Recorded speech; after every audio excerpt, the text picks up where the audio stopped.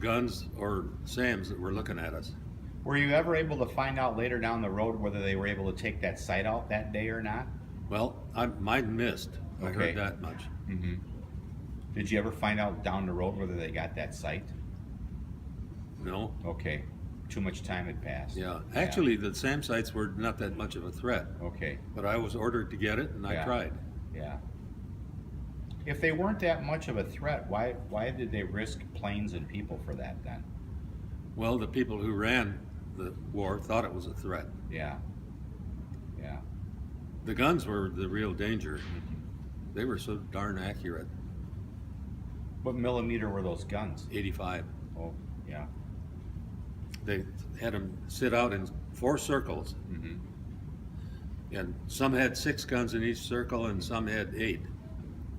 And the cycle time on those guns was half second, Wow. or excuse me, 2 seconds. So every half second, one of those circles was shooting at you. Yeah. It means you can't get out of the circle Yeah. anymore. Mm.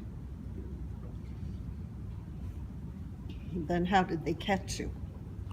I landed in a courtyard of a small factory right beside an iron ore train, Mm-hmm. and that's when I made the radio call. And I smashed the battery, or smashed the radio against the wheel of the iron ore car. Mm-hmm. And about that time, they came out of every door and window. Oh. And I said, okay, I give up. Yeah. And they started bashing me in the head with rifle butts. Wow. It really gets your attention. Were they North Vietnamese then? Yeah. They were in that factory? Yeah, they were workers in the factory. Oh. And they all had rifles? Well, 3 or 4 of them did. Okay. Not all of them. Yeah. And I saw one running towards me. He had a bayonet fixed, and I thought, why did I bother bailing out? Yeah, right. So they knock you out when they were hitting you with the rifle butts? No, but close. And then a squad of 6 genuine soldiers came running in with their bayonets on the rifles too. Mm-hmm. And he actually drove the civilians off with the bayonets. And then how long did it take you to get from that site to where they were going to hold you for the first time? Well, they ran us around a lot, blindfolded and with our jockey shorts and our socks on, hands tied behind the back. And they ran us around, and I knew we were going in a circle because you kept going past the same sounds every so often. Yeah. Then they threw us in the back of a dump truck and drove to Hanoi. Okay. Halfway there, they stopped at a halfway house and took pictures. Then they threw us in the back of a Jeep, which was kind of nice because it was a cold night. Mm-hmm. The Jeep was covered. Yeah. Had doors on it? One of our Jeeps? Well, like one of ours. So it had doors on it then? Yeah. Yeah. Then we got to Hanoi and the real thing started.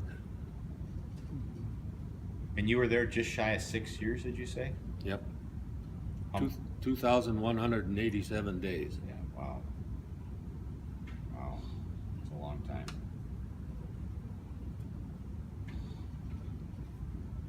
There's a picture in this book that we actually found out probably as quick as anybody did that he was captured, Uh-huh. because they released a picture of him and his back seater to the Russian news agency, Pravda.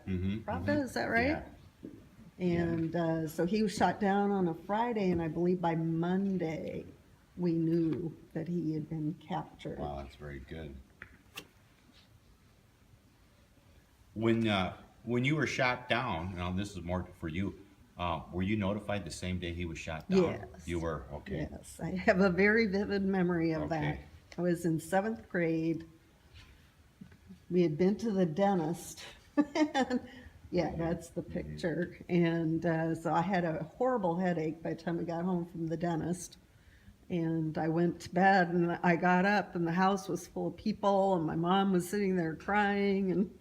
And so, yeah, I remember it very well. Yes. That's his back seater there. Oh, sure. Is he still alive? I don't know. When was the last time you had contact with him? I was stationed at Nellis, and he came through. He had gone to pilot training after we got back. Okay. They didn't want to send him, but Yeah. So he was staying in. yeah, he was Yeah. at a T-39 squadron Okay. flying out of Washington, D.C.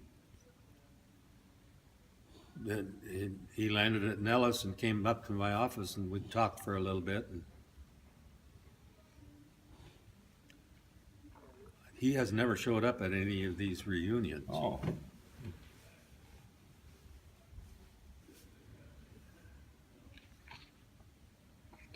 So, this is the picture if you guys want to pass it down.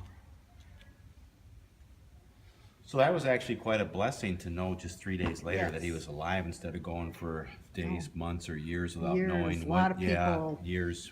Like even to 4 this day. years later, a letter would just show up on in their mailbox, you Yeah. know? Yeah. Crazy.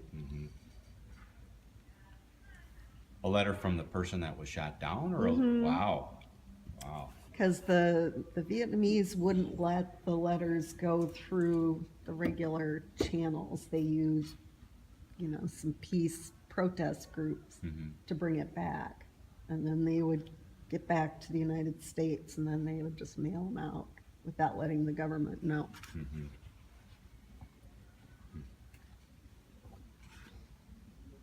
But he got to write one letter a month. I should have brought one on a little form, like, half of that piece of paper, and it had lines on it. And still have quite a few of them. Oh wow, that is really cool. Just one per month. Yeah, well, they didn't put them all in the mail. Oh, they didn't. Okay. If they looked at it and didn't like it, they'd just not send it. What would you put in your letters, if you don't mind saying? I'm okay. Okay, that's about all you could do to make sure it would get out, Yeah. and they would know you're still alive. Yeah. Yeah. Could you receive any mail? I did, but once again, it was really scarce. Okay. Yeah, well, at one time, my wife went 18 months without getting a letter. During that 18-month period, did she know that you were okay or not? Didn't know anything. Didn't know anything. Wow. Wow. What did you guys think for those 18 months? Yeah, we were worried that he could have died. Yeah. Yeah. That's a long time to go. And then when they finally told you that you were going home, how long before you were told that you were going to go home until you were on a U.S. plane heading out? Well, it was around the end of January '73 when they read the treaty to us, and we were scheduled. The first group was scheduled out on February 15th. My group was supposed to go out on March 1st, but somewhere along the line there was a hang-up. They held us back till March 4th. Okay. And then the next two groups came out like within a week. Okay. Well, after. 2 weeks or 2 2 weeks apart, each one. Did you fly to Germany first? No, Directly to America? to Clark. Oh, Clark Air Force Base? Okay. Yeah, they had a major league hospital there. Okay. That's where they did the first shot at seeing what was wrong with us. Okay. Most of our problems were teeth. I got a couple of teeth filled at Clark, and then more after I got to Scott, at Okay. Illinois. But it's right just east of St. Louis. Okay. And then how long, when you came back there, were you in a hospital for a week or two for more tests, or what did they do with you guys? They held me for about a week. 1 week? Yeah, but Okay. my wife was allowed to stay with me. We just lived in the BOQ then. Mm-hmm. And the kids all were shuffled back to Minneapolis to go back to school. So you got to see your dad the first day he was back? We Yeah. were on the tarmac, ran out, met him. There's a picture of that in the book too. How is that to see your kids 6 years later? Well, it's kind of a shock to Yeah. see them all grown up. Yeah. But they weren't supposed to be out there to meet us. They were supposed to wait in the hospital. Oh, My wife threw a fit, yeah, I would have too. Yeah. and she got to go out there. With the kids? Yeah, Yep. Yeah. my mother was there too. Were you one of the guys that were on TV coming home? Because I used to watch a few of those Well, shots on TV. I think we were on TV at every stop. Okay. So you were going home to Kansas at that time? You were gonna, Well, I was going to Minnesota. oh, you were gonna go to Minnesota. Scott was the closest major Okay. hospital. Okay. So were you living in Minnesota before you went?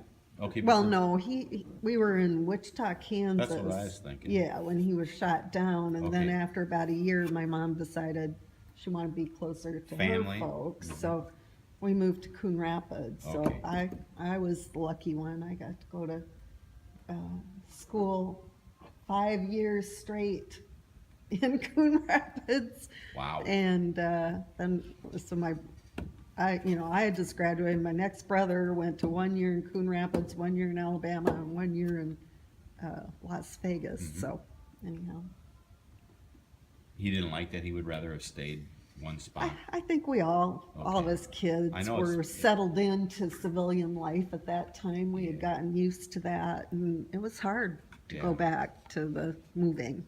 And then, did you stay in the service after that, or did you part Yeah. ways? I wanted to be a colonel for a while Okay.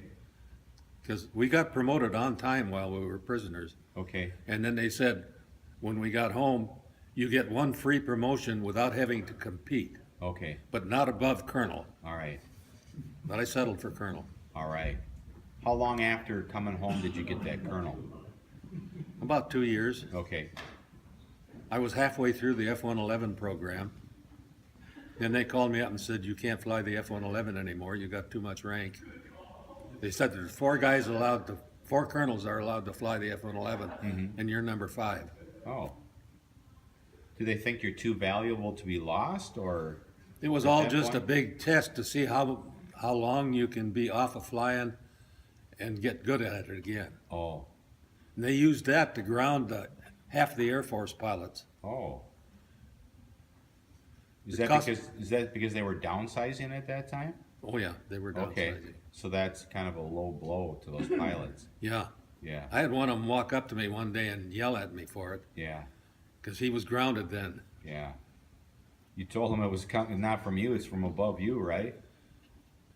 Well- It didn't matter to him? That was about it. Yeah. He wanted to be in there flying, Yeah. and they had a bunch of scientists looking at our flying grades and how long we'd been off of flying. Mhm. Like in my case, it was 7 years, because I went to the War College the first year. Okay. Yeah, when you come home, whatever you ask for on the first day you can get, and every day after that it gets more difficult. Oh, sure.